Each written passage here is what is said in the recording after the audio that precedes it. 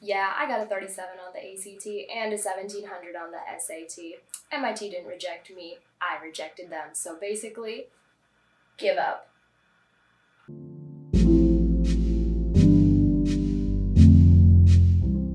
Hello everybody, it's been a little while, but new year, new application season. I am both excited and nervous for those of you that have applied to colleges, are going to apply to colleges, or have already heard back from your colleges. It's always super exciting to start a new chapter in your life, and this video specifically is going to be about my high school stats, what colleges I applied to, all that jazz, and I'm going to take you basically through my college application process, essentially. For those of you who didn't know, at this point, who doesn't know, I go to UW-Madison. I am a biomedical engineer, still on a pre-med track here, so I made this video on my high school resume, as well as what colleges I applied and got into. Before we get to the video, if you're a new subscriber, welcome. Please drop a like if you like the video. If you're a returning subscriber, thanks for coming back to hang out with me. Buckle in because this is gonna be a long video. Okay, so first off, let me go through all the AP classes that I took. For the sake of time, I'm not going to list off every test and every score. Just know that all the tests I took, I passed, which is a 3 or higher, except for one of them.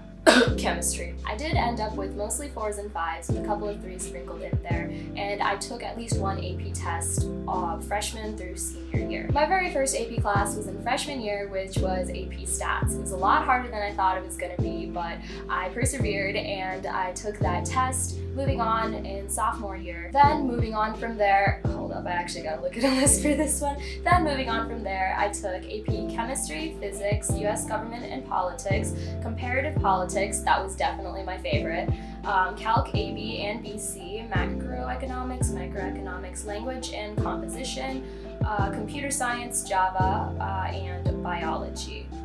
Oh, and I also forgot physics. Oh no, I didn't forget physics. Sorry, that was at the beginning of the list.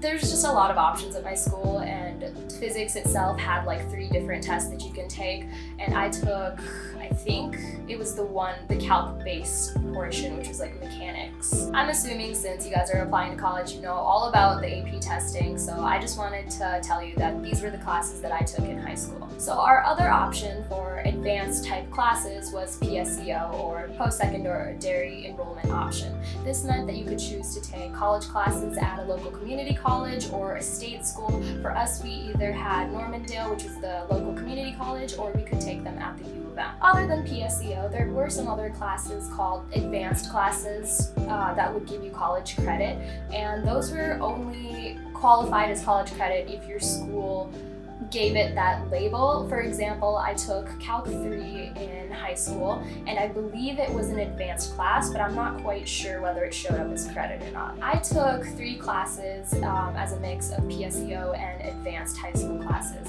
Those classes were, as I mentioned, Calculus 3, Chinese 5, Mandarin Chinese 5, and college English literature.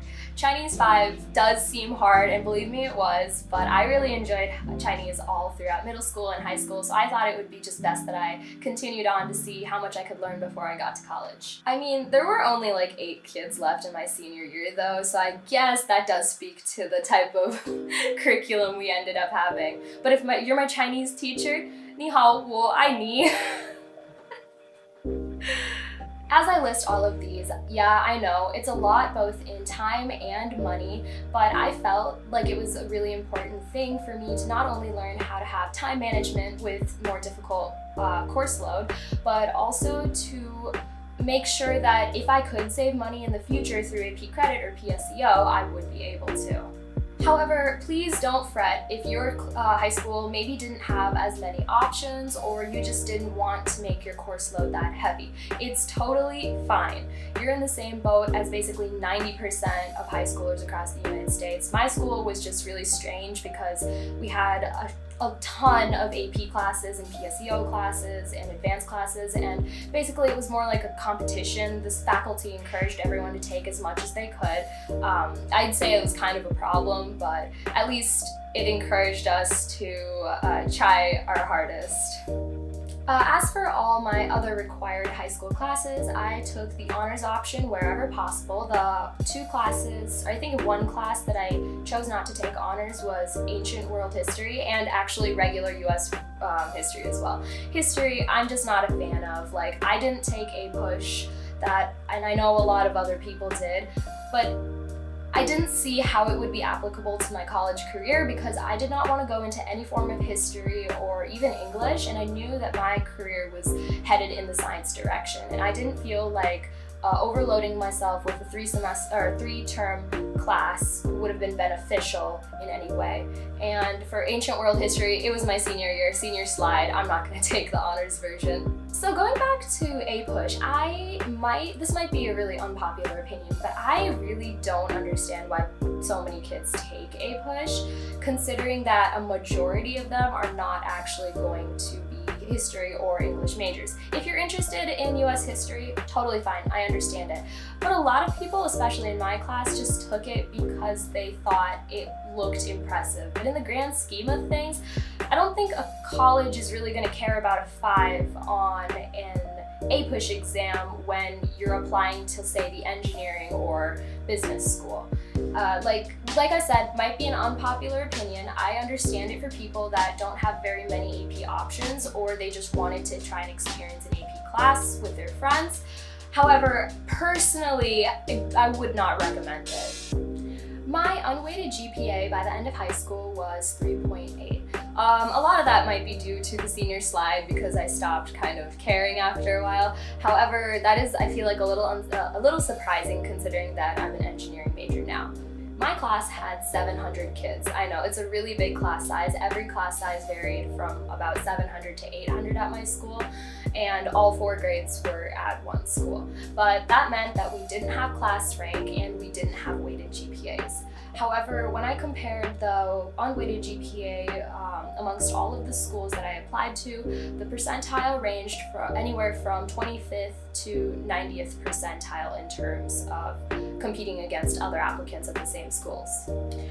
So moving on to standardized testing scores, maybe this part of the video might not even be applicable to future applicants because I've heard that they're starting to phase out the SAT and the ACT.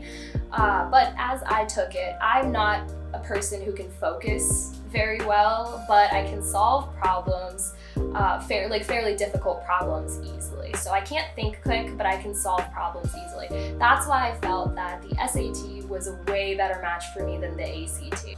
If you were lucky enough to be a PSAT winner or honoree, not only will you most likely do very well on the SAT or did well on the SAT, but you're going to have a lot of college scholarships already under your belt. For that reason, I recommend studying for the PSAT. I did not, and that's one of the biggest regrets I've had to this point from high school. I scored somewhere around 1400, I believe, and the cutoff was, I think, just a bit higher than that. So basically, if I just studied a little harder, I might have been able to get some national merit scholarships, or just, that's one of my biggest regrets. So please, if you can, if you're watching this as a sophomore, study for the PSAT. My score for the ACT was a 33, and for the SAT was a 1510 on the 1600 scale.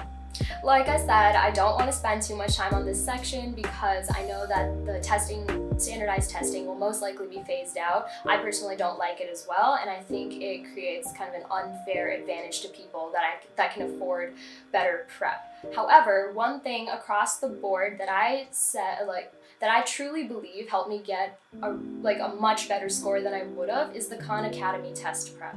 Essentially, that's just my biggest tip. I didn't take any ACT or SAT prep classes. I did all of the prep myself, but I didn't even buy any of the Kaplan books or anything. I solely spent my time on Khan Academy doing the practice SAT and the ACT tests and just finding practice ACT tests and SAT tests to take by myself. For reference, I took a practice ACT and I got a 26 on the reading section, and then I practiced on Khan Academy and that turned into a 36. Same goes for reading. Reading was maybe a 33, but that went to a 36 as well. So their test prep is insanely good if you spend the time yourself doing it. I personally feel like college prep classes aren't really that worth it, and they're just a way to squeeze, so the College Board can squeeze extra money out of you. If you spend enough time studying on your own, you can get the same results that they get. The problem is that these tutors are specifically designed to help you organize your time very well. So if you're a person who doesn't create their own study plan very well, maybe you might benefit just from having like a tutor for that, if you can afford it. If you can't, there's a lot of online resources that'll help you schedule your time so you'd be able to study for your tests on your own. I don't think college should be pay to win, but these days it really is. The last thing that I think I forgot to mention is that check whether the college that you're applying to takes super scores. If you didn't know, a super score is essentially, it takes the highest scores. If you took the tests multiple times, both the ACT and the SAT, it'll take the highest scores of each of the sections and combine it. So for example, say you had a really off day for math and you scored like a 32, but you got like a 36 on the other sections, and then you took it again and you scored a 36 on the math section. If your school super scores for the ACT, they'll take a 36 across the board.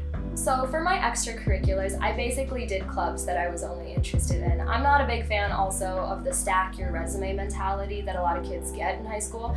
Everyone's force-fed the same information that you should join as many clubs as you can so your resume looks really impressive to the colleges. But they're gonna see right through that. Say you didn't take an interest in anything except for these 3 clubs in freshman, sophomore year, but you decided that you're gonna add like 10 volunteering clubs on top of that junior year. They're gonna realize that you only added these to boost up your resume, and it's gonna overshadow any real work that you did that you're actually interested in. So basically, why not just do those things? I was a huge nerd. I did robotics for 6 whole years, from middle school all throughout the end of high school. And since I was basically obsessed, I was captain for both years in middle school. I was captain, an engineering captain for a year in high school, team lead for another year. And I got to drive the robot for 2 years, which doesn't mean anything to anyone, but I also won this huge scholarship, huge like award/scholarship from First Robotics. It was called like the Dean's List Finalist Award, and I only would have gotten it because I spent as much time on it as I did. Other than that, I did a lot to involve women in STEM. I was a big advocate for that movement. I also did a lot of outside clubs, like I started a programming club at my high school, and that just went really hand in hand with the whole tech thing, which was 70% of my resume. But in addition to those two, I was also in the National Honor Society. I was on the badminton varsity team. I was in the ukulele club, I was in Key Club, I did a lot of volunteering on my own, mentoring middle school robotics kids, and I played the piano. That meant I was busy basically 24/7, but that's how I like it, so I think that it was good for me personally. If you don't like being busy, just find a couple clubs that you really like and stick to them. You'll get the same results as I did. As for awards, I just want to make it clear, I'm not even trying to humble brag about everything that I've mentioned so far or everything that I'm going to mention. This is just purely fact without any sort of like opinion or anything behind it. Just know that whatever you're passionate about, if you really want to do that thing, you will find the awards, you'll find the scholarships, you'll find the clubs, and you'll find the college for you. So for the awards, as I mentioned, I got Dean's List Finalist in Robotics. I got the NCWIT Women's Aspirations Computing Award. For that, I was a national honoree and a state winner. I also got a couple small scholarships from my high school, as well as some Team Engineering Inspiration Awards for robotics. I'm super grateful that even in a big high school, I had all the opportunities I could have wanted, and I know that not many people had the opportunities that I did. So I just want to make sure that people understand that I am very grateful for all of the things I've been able to do. So as for the essays that we have to write for college, I am a naturally strong writer thanks to my mother, who made me do like tons of reading books as a kid. I remember coming in, she'd be like, all right, time to go do your workbook for today, show me the pages you're gonna do. But honestly, I'm grateful for it right now because my writing skills helped out with the college essays a ton. Like I said, For time's sake, I will not delve super deep into these essays because they did take me a couple of months to write and edit, and the process was really long. But I can make a whole separate video about that, so leave a comment if you want to see a video on how I made my college essays. So again, I kind of have to reference it because it was so long ago, but I wrote a lot about, I wrote an essay that linked Charlie Brown to my struggles in calculus. That goes to show you can literally write about anything and they'll think that it's like creative. I also wrote a lot about my emotionally traumatic experiences with the toxic robotics team. That was like a thing that was super personal to me in junior year, and the key is to write things that are super personal to you. They want to know who you are as a person, so you gotta like really dig down deep and like make sure not to give them just the surface person that you present to everyone else. I also wrote about like imposter syndrome from being a woman of color in STEM, as well as how I am scared about forgetting my culture when I grew up in such a white country. That last one, I will say, at this point it's starting to get a little cheesy as well, because the whole dysphoria take has been repeated many, many times. So if I were to write my essays again, I probably wouldn't include that one. I had my college counselor and English teacher review all my essays for content and grammatical errors. I had family and friends review it so that I could see from an outside perspective how the admissions officers were going to read my essay, because they're probably only going to skim through your essay first, and if something catches their interest, they'll go back and read it more in depth. So you don't want to write at a super advanced level. Like you're not writing a thesis here, but you want to make it sound like you're intelligent enough to go to their college, to be blunt, but at the same time they should be able to read it and still understand the story that's going on. This whole process is super exhaustive, but it can be fun if you treat it the right way. And finally, this is the last part of the video, mainly because I don't know what else I can really talk about. If you do want me to talk about something particular, please leave a comment about it. I know I've gotten a couple video requests already on different parts of UW or like high school stats applications, but I honestly don't know what you guys want to see if you don't tell me, so please tell me. But the last part is the colleges I applied to and what happened with them. In total, I applied to 8 colleges. 2 to 3 of those are what you would call safety schools. I don't think I really needed that many safety schools. I guess I just wanted to make sure I had options because I'm the oldest child. My parents went to college in India, so they don't know anything about the American college application process. I had to learn about it all by myself, and when I heard safety school, I thought, oh crap, what if my safety school isn't actually my safety school, which I've heard happens to some people.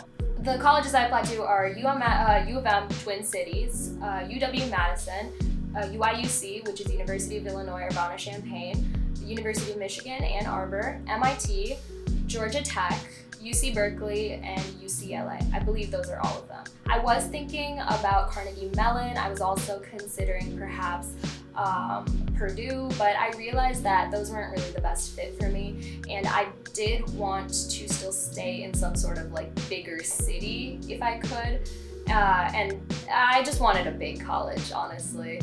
Because I was at a big high school, which I enjoyed. Some people don't. They want to go to a smaller college, but I was the opposite. I wanted to stay in a big college.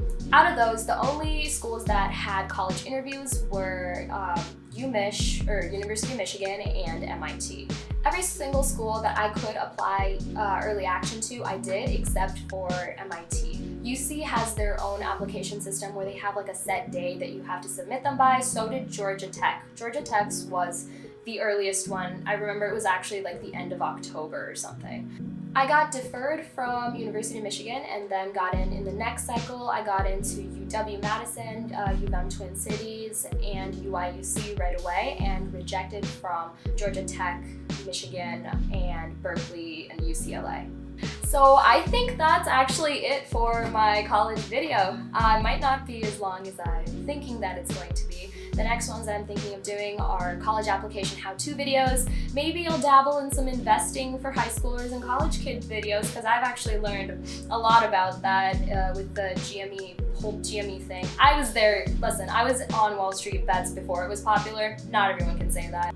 So like I said, leave a like if you enjoyed the video. If you want to see more videos like this from me, hit that subscribe button, leave a comment down below on what you want to see next, or maybe even what you enjoyed, maybe what you ate today. I really don't, I'll respond to anything. As always, hope you're having a good day, and if you're not, I'm sending good vibes that laser into your soul your way. See you next time.